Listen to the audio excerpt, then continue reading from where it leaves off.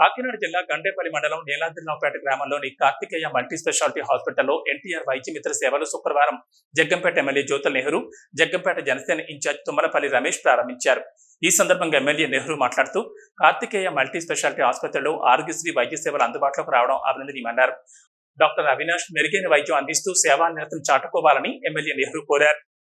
తెచ్చుకోవాల్సినటువంటి అవసరం ఉంటుంది. ప్రభుత్వ పరంగా ఈ హాస్పిటల్ అభ్యున్నతికి కానీ వైద్య సౌకర్యం మన ప్రాంతానికి తీసుకురావడానికి కానీ అన్ని రకాలుగా కూడా ప్రభుత్వం వెన్నుదన్నుగా ఉంటుంది. రెండోది, నేను డాక్టర్ గారిని కోరుకున్నది ఏంటంటే, మనదంతా కూడా వెనకబడ్డటువంటి ప్రాంతం, ఆర్థికంగా ఇబ్బందులు ఉన్నటువంటి ప్రాంతం. ఈనాడు పెరిగిపోతున్నటువంటి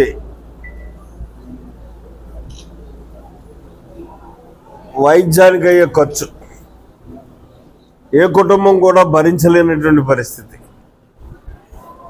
దానికి సాధ్యమైనంత వరకు ఆరోగ్యశ్రీని జొప్పించుకుంటూ సామాన్యుడి మీద భారం పడకుండా,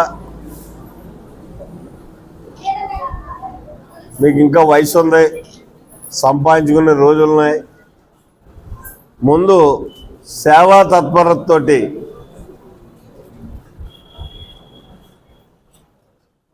జనాన్ని ఆకర్షించండి.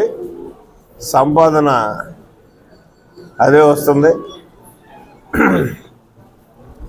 నుండి కూడా మా చిన్నప్పుడు ఆయన 2 రూపాయలు తీసుకునేవాడు. 2 రూపాయలు తీసుకుని ఒక ఇంజక్షన్ చేసేవాడు. ఆయన ఏ స్థాయికి వెళ్ళిపోయాడు, ఆ 2 రూపాయలని 5 రూపాయల దాకా వెళ్ళలేదు, కానీ అంతకు పెరగలేదు. ఆయన 2 కొడుకుల్ని డాక్టర్లు చేశాడు, కావాల్సినంత ఆస్తి సంపాదించాడు, మంచి పేరు సంపాదించాడు. అంటే ఆ 2 రూపాయలే జనాన్ని అట్రాక్ట్ చేసేది. 5 రూపాయలు తీసుకునేవాడు మా శ్రీరాములు గారు, స్వశుద్ధ ఆస్తిపరుడైన. 5 రూపాయలు తీసుకునేవాడి దగ్గరికి ఎవరో నాకులాంటి వెళ్ళేవాళ్ళు, కానీ చిన్నవాడు ఎవడో వచ్చేవాడు కాదు ఇక్కడికి. ఇదే ఆసుపత్రి.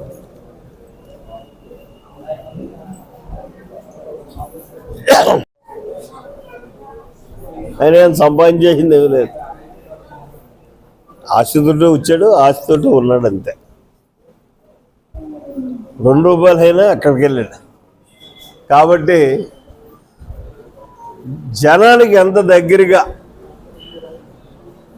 మన ఈ ఫీజులు ఉంటే, అందుబాటులో ఉంటే అంతా వైద్యం పెరుగుతుంది, అన్నీ ఓపీ పెరుగుతుంది,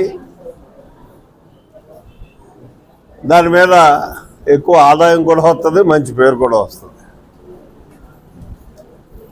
నేను కోరుకునేది ఏంటంటే సేవా తత్పరత.